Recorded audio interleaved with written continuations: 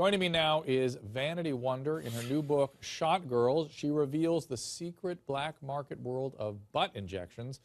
The mother of two has had over 1,000 injections and is now speaking out against these procedures. There she is. And Vanity, what did you do? What did you put in there? Well, first, I do have to clarify that I don't have auto-grade silicone. I have medical-grade silicone. The first 2 times I was injected, she told me it was soybean oil, and I truthfully don't know what she injected into me, but every time after that, it was medical grade. The super glue isn't injected in you.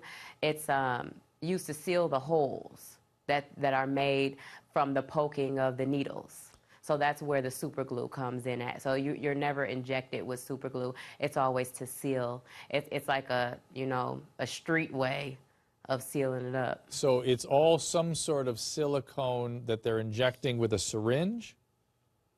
Oh yeah, definitely. I mean, some girls do. Some girls do get the stuff from the Home Depot. You know, we've seen that in the news. You know, women getting indicted and going to jail because they went and, have gotten droves of things from Home Depot and injected them into girls. Definitely, that does happen, without a doubt. Here's what I don't think people understand. You put a foreign body, Dr. Diaz, even though it's a viscous sort of a fluid, your body's going to react to that in many different ways, including infection and breaking down and necrosis. I mean, you can end up with your entire limb coming off, basically. It is, and this is something, unbelievable. Yeah. Yeah, and this is something that I want girls to understand. See, because they see me and they see me healthy and me walking around and talking, and they say, oh, like I like Vanity's body and I think that Vanity looks really good. I want them to understand what you just said. You might not be as lucky as Vanity is. There have been many, many cases of these situations where patients have, like you said, developed tremendous, terrible infections of their buttocks. And they go in trying to make their buttocks look better. She had one of them. And then they end up having to be admitted to the hospital and have all of that tissue removed in order to treat the infection. Let's say we have Vanity. Here's a picture of her. Let's say she got an infection and her body was rejecting effectively that material. How surgically could you get in there and repair all that? The only way would be to go in and actually remove the entire buttock tissue. Ugh. And you would leave the person with such a severe, terrible deformity that it would never in a million years justify the risk of any patient trying to do this on their own. All right, let's take some calls. Aaron, hang on a second, this is what girls need to hear. Okay, Aaron in Illinois, you got a question?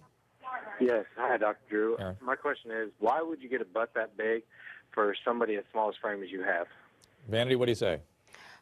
Well, for one, I didn't go and say, hey, I need this big humongous butt.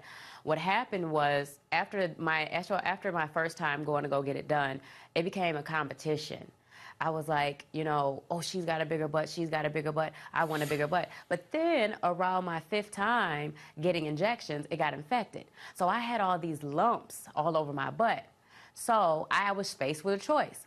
I could stay with the medium-sized lumpy butt, terrible, horrible thing, or I could go for a bigger butt that I just kept having to fill with silicone to pad over the lumps. And so I said that's what I was going to do. So I never said, oh, yeah, I just need this big donkey butt. It was something that came out of necessity because I did not like how it looked after it got infected. I think she's lucky to be alive. I mean, that's really what I see here. I am. Kyle in Indiana. Kyle. Hello, Dr. Drew. My question is this a psychological problem, or is it like a bit on the taboo side? I don't know quite what you mean by taboo. I think maybe you mean fetishistic side, like we were talking about with our previous guest.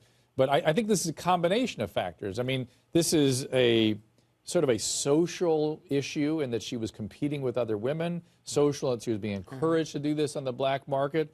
Body image, clearly to start with, and then once you're into it, now she's trying to repair what she's done. Chelsea in California. Chelsea? Hello. Hi. Hi, Chelsea. Hey. You're on the air. I wanted to know what's the point of these injections? Isn't it an embarrassment to her family out in public? What kind of publicity is she looking for?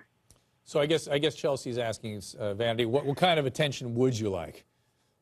What were you going for? Well, coming from somebody who's always been a tomboy, after 6 months of attention, I was sick of it.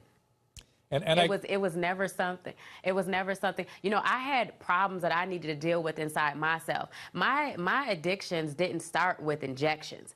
It started with ecstasy. It morphed into Xanax, and then it became injections. So it wasn't.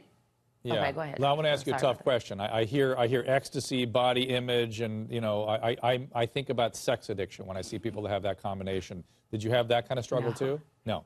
Okay. No, not at all. Anybody that knows me will laugh at you saying that. Okay. Well, it just you know, people are, you know, amping up their body and doing ecstasy and getting going. I don't like people to touch me. Okay. I had a very bad childhood, and I don't even let people hug me. I have a very hard time with people touching me. They know to stay out of my personal space. I don't like it.